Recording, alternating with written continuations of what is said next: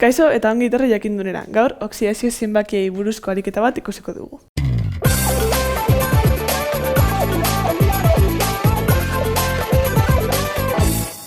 Ariketa honetan, lau atomo ditugu, bere masa atomikoa dauzkagu eta bere konfigurazio elektronikoak. Esan behar dugun beste gauza bat da, metala eta ala ez metala den. Orduan, kasu honetan adibidez. Horretarako ikusi behar dugu azkenengo maila beti. Kasu honetan, azkenengo mailan, bi elektroi dauzkagu S azpiorbitalean eta 3 elektroi P azpiorbitalean. Orduan, 5 elektroi dauzkagu guztira azkenengo mailan.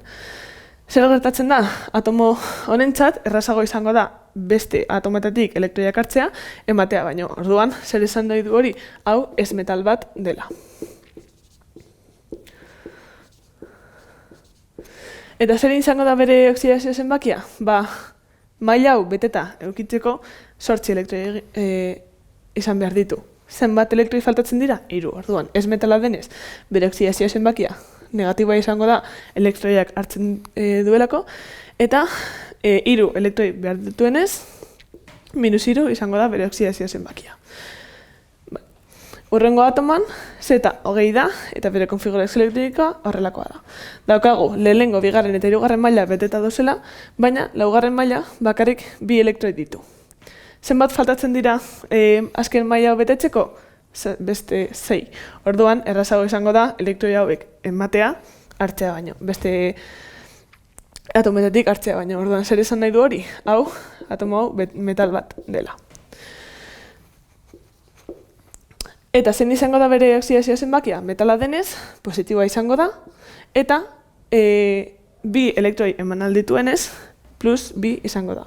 Eta ez daukagu beste aukerarik, 3. maila beteta dago, eta ezin da zer gehiago egin. Horrengo adibidea, apur bat arraroa da. Zeren eta lehenengo maila beteta dauka, baina bigarren mailan 4 elektroi ditu.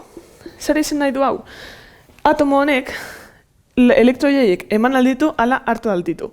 Hau da, metala, ala ez metalaren konportamendua izatea, berdin dio.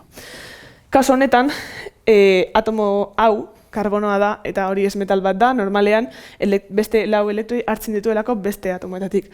Orduan hau, ez metal bat izango da, baina metal bat bezala, metal baten jokaera esan aldu oso erraz. Zein izango da bere oxidazio zenbaki nagusiena?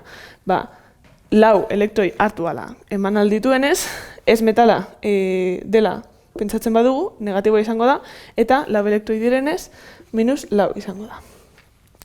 Dakizuenez, karbonoak 1, 2, ala 3 lotura egin alditu beste atomekin, orduan bere oxidazio zenbakiak apur bat zailagoak dira, baina normalean, jakin behar duzuena, 4 elektroiak hartzeko kapazitatea duela.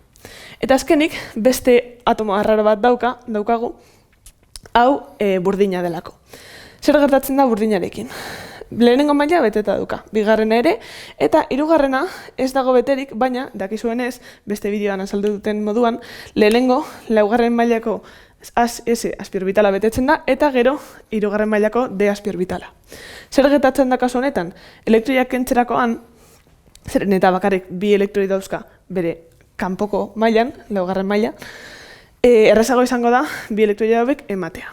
Orduan, bere oxidazio zenbaki bat izango da +2. Hau, esan dudan moduan burdina delako eta metal bat delako.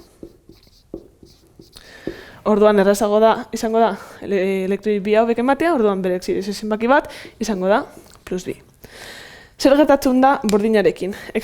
Hau oso atomo berezia da, zeren eta burdinarentzat eta beste atomo batzuentzat, D azpiorbital hau egonkorrago egongo da 5 elektroi baditu 6 baino. Hau da, azpiorbital hori erdian,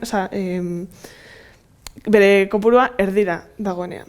Orduan, zer gertatzen da, normalean burdina 2 elektroi hauek ematen ditu, baina batzuetan ere D azpiorbitalan dagoen elektroi bat ere ematen du. Orduan, beste oxidazio zenbaki bat izango da, elektroi honetako hauetako elektroi bat emateko.